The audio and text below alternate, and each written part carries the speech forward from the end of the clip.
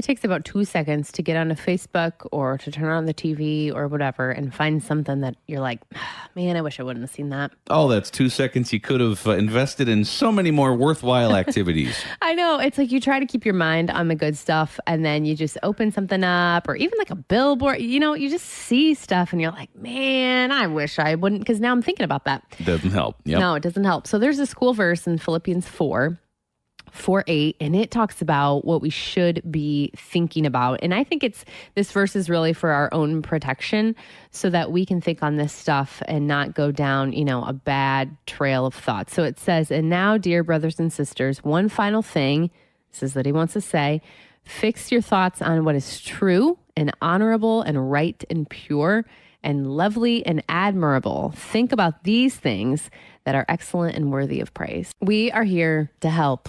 And we want to make sure that when you're going to the grocery store and you're buying chips, that you feel educated to buy the right ones. Now, not that you're an ignorant person. No. We know you're smart. We know you know what you're doing at the grocery store. But here's the thing. You know when you buy a bag of chips and it's like all air and you open it up? Oh, yeah. And you're like super disappointed? That's not right. I'd really rather not even talk about that. It's so disturbing. So they did this like little, I don't know, test or study or something to see which chip brands have the least amount of air. This is good research. I know. This is why I'm saying we all can be smarter as we go to the grocery store because we're going to have this research in our back pocket. So it's not actually all air. It's actually like taste-preserving nitrogen that fights off staleness. And it protects the the chips from getting squashed. Wow, okay. So there's a purpose There's for the a real lack reason. of chips. Yeah. Okay. But what we want to know is what chips have the most air. So a bag of Cheetos is actually more air than chip.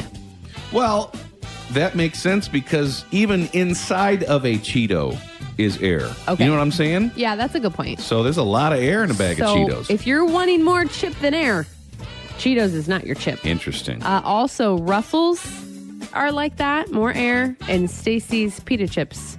Those are half air, half chip. So they have a high air to chip ratio. Okay, now here's where it gets good. All right. These are the chips that offer the most chip for your buck. Okay, they have more chip than air. So Fritos have way more chip than air.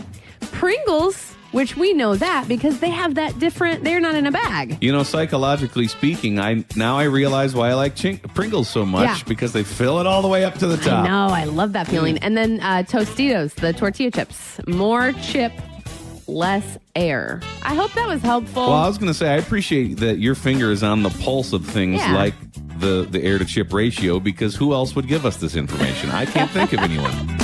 I know you've been wondering this too. You're blowing up balloons at your grandkid's birthday party. You start to blow it up. You're like, can I get injured doing this? It feels so hard to blow up a balloon. Do you mean that your lungs could be injured with all of the air? Yeah, the Or do lungs. you mean if it blew up in your face? No, like the blowing up of the actual balloon, like your lungs, they tighten up. It's hard to get your breath. Sometimes I even feel a little something in my whole body.